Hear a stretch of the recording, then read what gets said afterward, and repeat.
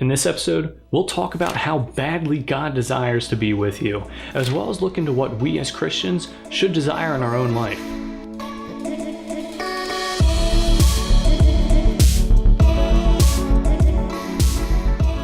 Welcome to The Current Christian, where we communicate God's Word in a way that is both relatable and easy to understand, so that you can develop a more intimate and personable relationship with God.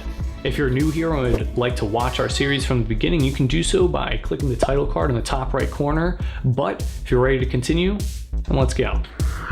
Unfortunately, when most of us hear the word God or think about God, we sometimes have a less than complete or an entirely flawed idea of who God is.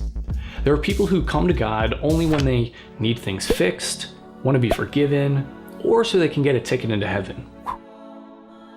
This just reduces God to being a means of acquiring what we treasure rather than God being the thing that we treasure.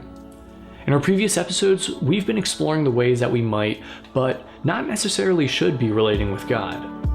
We talked about life from God, where it uses God to supply our material desires, and we assume that the world orbits around us and our wishes.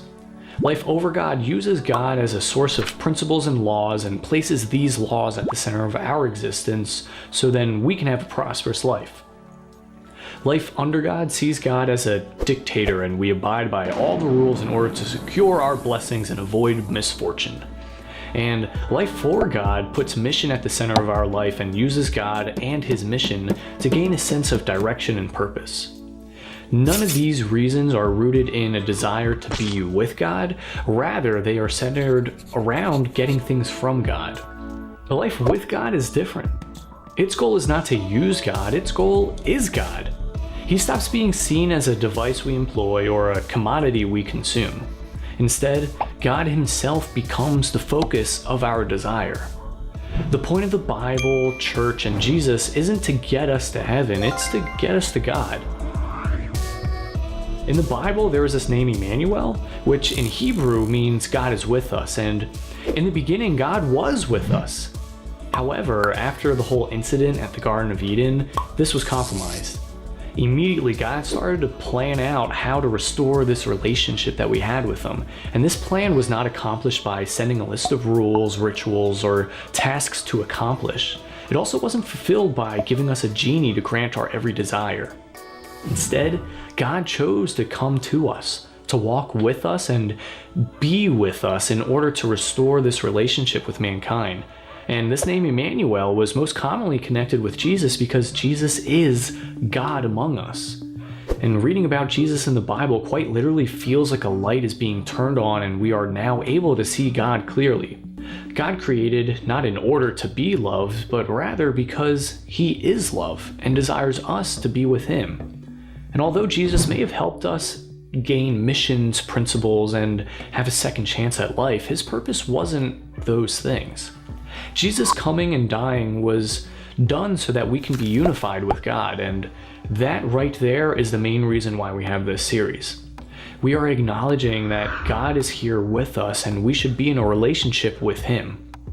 And since everyone has their own unique and personal encounters with God, it can be difficult to try and describe these wonderful experiences, especially if it's something that's not experienced firsthand.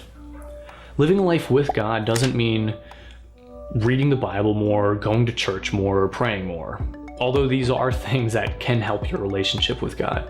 What life with God actually means is that we can have a constant closeness and communication with God because of our faith in Jesus. And this idea of faith is important. And it's so important that it's something that I want to explore much more deeply. So in our next video, we will talk about faith and how to live a life of faith. This channel wouldn't be made possible if it weren't for God's help and his grace. Also, I want to say thank you to those who are commenting and sharing our videos on social media. Please send this to a friend and be sure to hit that subscribe button and the little bell icon if you haven't done so already. And thanks for watching. I'll see you in the next video. I don't think I'll leave that part. You sure? I was thinking about it and I was like just in case, let me redo it.